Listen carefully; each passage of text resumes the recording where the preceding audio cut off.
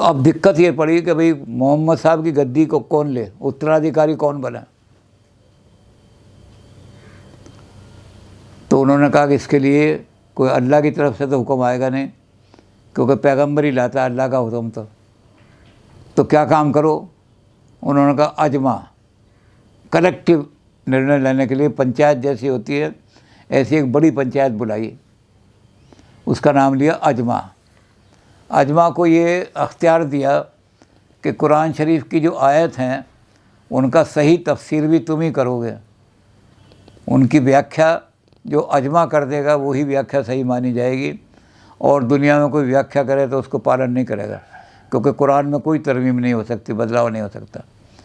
तो इजमा को पूछा गया कि मोहम्मद साहब ने तो अपना कोई उत्तराधिकारी छोड़ा नहीं, तो ये उत्तराधिकार किसको दें। तो इजमा ने फैसला किया कि जो सबसे पहले दुनिया में मुसलमान बना था और मोहम्मद साहब का दोस्त था, साथी था, वो मदीने तक भी उनके साथ गया, उसने साथ नहीं छोड़ा कभी भी, उस आदमी को ही पहला खलीफा बना दिया जाए। तो ये खलीफा का मतलब वासरा है, राजा बैठा है इंग्लैंड में, वासरा इंग्लैंड में बैठेगा। तो वासरा का मतलब होता है सब्स्टिट्यूट, उसकी गद्दी पर बैठने वाला, उत्तराधिकारी। तो खलीफा जो हैं वो उत्तराधिकारी हैं मोहम्मद साहब के, जो गाइड करेंगे मुसलमानों को कि कहीं रास्ते से ना भटक जाए। तो खिलाफत कायम कर दी इन्होंने कि भाई देखो दुनिया भटक गई थी, इब्राहीम की मैयत भटक गई थी तो नए पैगंबर को आना पड़ा, फिर उनकी मैयत भटक गई थी तो और पैगंबर आना पड़ा। तो मोहम्मद की मैयत भी ना भटक जाए, इसलिए पैगंबर तो अब आएंगे नहीं, अब खलीफा उनको रास्ता दिखाएंगे। तो पहले खलीफा बने हज़रत बकर। इन्होंने खलीफाओं ने क्या काम किया कि मोहम्मद साहब के कुछ बाणी कहीं चलते चलते इनसे कोई शब्द कह देते थे। जैसे मरते समय उन्होंने, जो उनकी सबसे छोटी बेगम थी आयशा, और आयशा की गोद में ही उन्होंने अपने प्राण छोड़े थे। इन्होंने आयशा से कहा कि ओहो आयशा, मुझे ध्यान आ रहा है कि एक बार हम अपने बिजनेस में से 300 अशरफियाँ लाए थे सोने की, और हमने ये तय किया था कि 300 अशरफियाँ जो हैं ये गरीबों में उनमें बांटी जाएंगी, जो गरीब हैं, बीमार हैं। तो आयशा ने कहा कि 300 रुपये वैसे ही रखी हैं अशरफियाँ। उसने कहा मैं अल्लाह के सामने जा रहा हूँ, क्या मुंह दिखाऊंगा, मेरे मुंह पर या तो पर्दा डाल दें कि मैं अल्लाह का, और नहीं तो वो 300 अशरफियाँ जो हैं वो अभी गरीबों को बांट दें, क्योंकि मैंने तहिया किया था कि ये अशरफियाँ अपनी अय्याशी के लिए नहीं कमा रहा, मैं अपनी वासना की तृप्ति के लिए नहीं कमा रहा, अपने जो ऐशो आराम है उनके लिए नहीं कमा रहा, ये मैं इसलिए कमा रहा हूँ कि गरीब है, दुखी हैं, बीमार हैं, यतीम हैं, उनकी मदद के लिए कमाई थी। तो मुझे ध्यान आ गया वो तेरे पास रखी है। तो आयशा ने वो सारी की सारी अशरफियाँ तुरंत बंटवा देंगे, जाओ बंटवा दो। तो ऐसे जो मोहम्मद साहब के अल्फाज थे, अहकामात थे, जो चलते चलते वो अपने साथियों को दिया करते थे। उनके साथ मक्का से और मदीना तक 80 आदमी गए थे, उनको कहते हैं सहाबा। सहाबा मीन्स नोबल आदमी। वो नोबल आदमी, सहाबा से आज जो शब्द बन गया साहब बन गया, साहब माने नोबल। मोहम्मद साहब के साथ वहाँ तक गए नोबल लोग थे, सहाबा थे। तो सहाबा से जब बातचीत करते थे मोहम्मद साहब बहुत सारी उन्हें नसीहतें किया करते थे, ऐसा करो, ऐसा करो, ऐसा कर। और बहुत सारी जो मोहम्मद साहब की ज़िंदगी में उन्होंने काम किए, किसी को बताया नहीं कि कुछ काम कर रहे हैं। जैसे इतने बड़े आदमी होते हुए भी ऊँटों को खुद अपने हाथ से चारा खिलाया करते थे। तो लोगों ने देखा कि सेवा का काम कर रहा है आदमी, इतना बड़ा आदमी।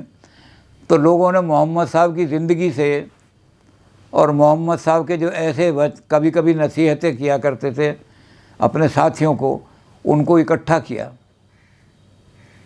तो हज़रत अबू बकर ने वो सारा इकट्ठा करके उनको और लोगों को कहा कि देखो वो तो है दीन, कुरान शरीफ को जो तुम मानते हो है दीन, उसको तो दीन कहोगे। दीन से कोई मुनारिफ नहीं हो सकता, एक कदम भी इधर उधर नहीं हटा सकता दीन से। लेकिन ये मोहम्मद साहब की ज़िंदगी है, इसमें यह है कि आप मानोगे तो अच्छा है कि एक नोबल आदमी ने ऐसा काम किया, हमारे यहाँ भी गीता में कहा गया है कि जो आदमी, बड़े आदमी, समाज के नोबल आदमी जो काम करते हैं, छोटे आदमी भी उन्हीं की पैरवी किया करते हैं, उन्हीं का अनुसरण करते हैं। तो उन्होंने कहा कि मोहम्मद साहब की ज़िंदगी से जो चीज़ें हमें मिली हैं उनको तुम पालन करोगे तो तुम भटकोगे नहीं, बाकी कंपलसरी नहीं है तुम्हारे ऊपर। तो उन्होंने मोहम्मद साहब के सारे चीज़ें इकट्ठे करके और एक किताब बनाई। उस किताब को कहा हदीस। हदीस दीन नहीं है, हदीस वो कुरान जो है वो लाजमी है, और हदीस जो है वो आपकी इच्छा पर है, कहाँ तक उसको मानोगे। तो इन्होंने हदीस बना करके दे दी उमर साहब ने। उसके बाद दूसरे खलीफा आए हज़रत उमर। हज़रत उमर तो मुसलमान मोहम्मद साहब के पहले मुखालिफ थे, बाद में इस्लाम स्वीकार किया। तो उन्होंने मोहम्मद साहब की दयाशीलता और बहुत सारे उनके कैसे कपड़े पहनते थे, किस तरह करते थे, मोहम्मद उमर साहब ने भी इकट्ठी की, तो वो भी हदीस बन गई। हदीस का मतलब कोड ऑफ डेली कंडक्ट, आपके डेली जीवन के लिए क्या कोड है। अब इसमें बहुत सारी चीज़ें कोड में लिख दी। इस कोड में एक ख़ास चीज़ जो लिखी उन्होंने, बेटियों को नहीं मारोगे, क्योंकि पहले लोग जो थे बेटियों को मार देते थे। बेटियों को नहीं मारोगे। अपनी जो औरतें हैं मस्तूरात, मस्तूर का मतलब ढका हुआ, अपनी औरतों को इस तरह रखोगे कि किसी गैर मर्द के सामने अपने जिस्म का कोई हिस्सा ना उगाड़ें। तो ये सब हदीस हैं, इनको मानना ज़रूरी नहीं, लेकिन मानो तो अच्छा है, ठीक रास्ते पे चलोगे, नहीं भटक जाओगे। लेकिन उसमें एक काम किया, शादी की बात। शादी की बात ये कर दी कि तुम 4 शादी कर सकते हो। उसकी वजह भी दी थी उन्होंने कहा कि दीगर अक़वाम जो हैं और कौमें ये हैं कि अगर कोई औरत रांड हो जाती है, विधवा हो जाती है, तो या तो उसको पति के साथ ही अग्नि में जला देते हैं।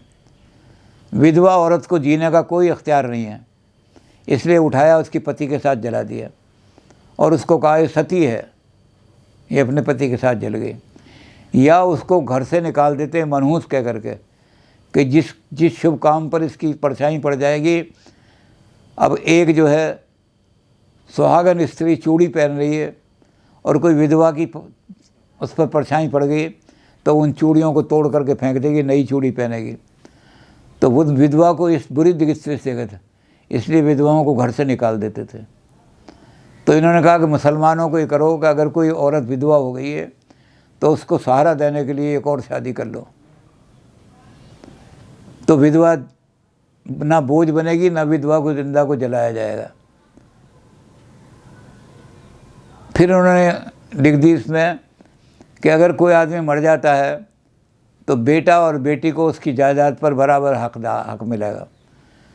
यहूदियों में और हिंदुओं में, अहले हनूद में भी और अहले यहूद में भी ये था कि लड़की हकदार नहीं है, क्योंकि लड़की दूसरे घर में चली जाएगी, वो बाप की जायदाद दूसरे घर में चली जाएगी, इसलिए उनको वर्जित कर दिया था।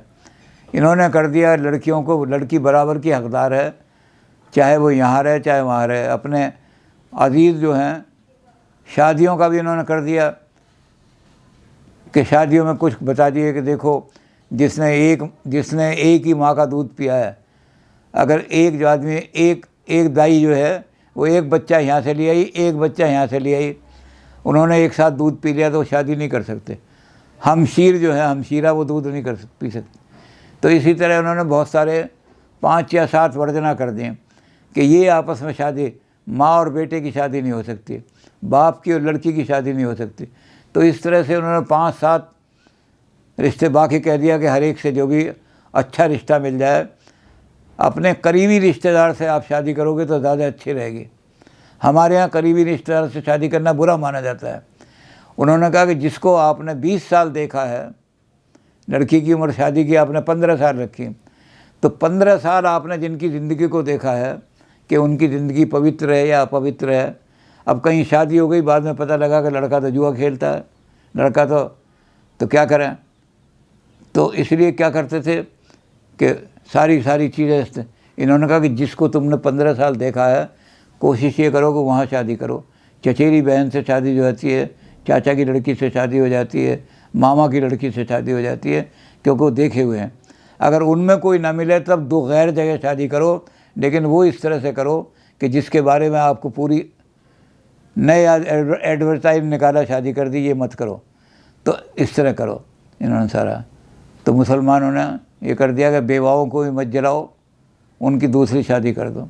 लेकिन उसके साथ ये शर्त लगा दी, 4 शादी कर सकते हो आप, लेकिन ये शर्त लगा दी कि अगर चारों को तुम बराबर हक दे सकते हो, एक को तुम साड़ी ला करके दे रहे हो और एक को फटी धोती ला के दे रहे हो, तो ये हराम हो जाएगा, तुम्हारे लिए पाप हो जाएगा। तो अगर तुम चारों को बराबरी नहीं दे सकते तो एक ही शादी करो, 4 मत करो। लेकिन अगर चारों को, तो जो बेवा हैं उनको जगह शरण दो, उनको लाओ, ताकि। तो इस तरह से उन्होंने हदीसों में बहुत सारी चीज़ें लिख दी। कपड़े कैसे पहनने हैं, कपड़ों का भी कर दिया कि ये कपड़ा जो है गंदा हो जाता है, ये कपड़ा।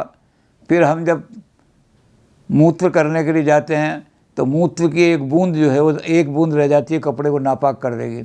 इसलिए इस्तंजा ये कर दिया कि एक मिट्टी का ढेला उठाओ, अपनी जो मूत्र इंद्रिय है उसके साथ उसको लगाओ, और उसमें एक बूंद भी ज़रा सी भी रह गई है तो उसको वो सोख लेगा ढेला, तब उसको फेंक दो, तो कपड़े अपवित्र नहीं होंगे। तो ऐसे बहुत सारी चीज़ें हदीस में बना दी इन्होंने। हदीस का मतलब code of conduct for daily life. और ये डेली लाइफ में हज़रत उमर की जो हदीस है, वो हदीस ज़्यादा कट्टर है। तो इस तरह से जो हदीसें बनी वो 4 हिस्सों में बट गई। किस हदीस को मानना है, किसको नहीं मानना, ये भी आपकी जिम्मेदारी है। तो ये हदीसें जो थी 4 हिस्सों में बांट ली। लोगों ने कहा ये चीज़ें इन्होंने, उमर साहब ने ज़्यादा सख्त कर दी है, इसको छोड़ो, ये हमारे बकर साहब ने ठीक लिखे हैं। तो 4 हिस्सों में हदीसें बांट ली। एक हिस्सा कहलाया हनीफ़ी, ये उनके नाम पर हैं जिन्होंने हदीस को बांटा। तो हनीफ ने जो चीज़ें बांटी कि ये चीज़ें ये हमने इनसे ले ली, ये इनसे ले ली, और इनका एक हमने कोड बना दी, वो हनीफ़ी लोग हैं। एक इन्होंने कहा हम्बाली, हज़रत हम्बाल के रहने वाले थे वो शेख, उन्होंने कुछ आयतें, उन्होंने कुछ उसूल इकट्ठे किए, वो हम्बाली हो गए, तो हम्बाली बन गए, उन्होंने वो हिस्सा बना लिया। एक इन्होंने मुशई बना दिया, एक इन्होंने मलिकी बना दिया। तो 4 तरह की इनकी जो हदीसें हैं उनको 4 हिस्सों में बांट दी। कंडक्ट के लॉ जो हैं 4 हिस्सों में बांट दिए। अब इन चारों को भी बड़ी बहुत एक चीज़ की बड़ी डिटेल लिखी है। औरत जब चलेगी तो कैसे अपने पैरों को ढक करके चलेगी, कैसे अपना मुंह ढकेगा, एक चीज़ की, सारी चीज़ की डिटेल हर एक, और छोटी छोटी चीज़ों की भी डिटेल पर। उसमें बहुत सारे कस्टम ऐसे थे जिनको ममनू कर दिया, जो यहूदियों के कस्टम थे उनको ममनू कर दिया कि ये लिबास यहूदियों का है, हमारा नहीं है। मुसलमान नहीं पहनेंगे तो ये लिबास या तो उनको उरियाँ कर देगा, उनके जिस्म को खोल देगा, या कहीं इसमें नापाक गंदगी लगने का ज़्यादा खतरा आएगा, तो ये लिबास हम नहीं पहनेंगे। हिंदुस्तान में भी उन्होंने ऐसा ही किया कि जो औरतें लहंगा पहनती थीं तो उन्होंने कहा लहंगा गंदा भी हो सकता है, लहंगा इतना चौड़ा होता है, इसमें नापाकी गरादत लग सकती है, इसको थोड़ा सकोड़ करके उसको उन्होंने पजामा बना दिया कि ये लहंगा पहनना मुसलमान शरीयत नहीं है। और भी सारी चीज़ें शरीयत में लेकर के, तो ये कहलाती हैं शरीयत। ये दीन से अलग है, दीन कंपलसरी है, मैंडेटरी है, कोई मुसलमान उससे अलग नहीं हो सकता। और शरीयत से मुसलमान चाहे तो कौन सी शरीयत को पालन करें, कौन सी को नहीं करें। और शरीयत में ये होता है कि आपने पालन कर ली तभी ठीक है। इसके बारे में बड़ी अच्छी कहानी आती है कि हज़रत शेख सादी जो थे वो मराकबे में बैठे रहते थे घंटों घंटों, पूजा में बैठे हुए भूल जाते थे, घर आना ही भूल जाते थे, भगवान का नाम लेते लेते। तो लोगों ने कहा कि सादी तो एक काम कर, तो शादी कर ले, ब्याह कर ले। तो जब ब्याह कर लेगा तो ये नहीं कि चला गया तो वहीं बैठा हुआ है, खाना भी नहीं खा रहा, पानी भी। वो कहने लगे शादी करने के बाद फिर मैं भगवान की प्रार्थना नहीं कर पाऊँगा। कहते तू गलत कह रहा है, ये तो सुन्नत पैगम्बरी है। मोहम्मद साहब ने शादी की और फिर भी वो अल्लाह की रहमत नाजिल हो गई, हीरा में जाते रहे हो। तो शादी से कोई अंतर नहीं पड़ता भगवान का नाम लेने में। तो तू शादी कर ले तो ये नहीं होगा, तो घर गृहस्थी तो बन जाएगी तेरी। अब तेरा पता नहीं लगता कहाँ बैठ के तू बैठ गया। तो हज़रत शेख सादी जो थे उन्होंने कहा अच्छा तो शादी कर ली। अब वो आदत तो उनकी वही पड़ी हुई थी, बीवी घर में बैठी है, हांडी में पानी चढ़ा हुआ है और सादी जो है कहीं बैठ गए मराकबे में, और उसके बाद कोई गज़ल लिख लिए, कते लिख लिए और वह भगवान की साधना कर रहे हैं।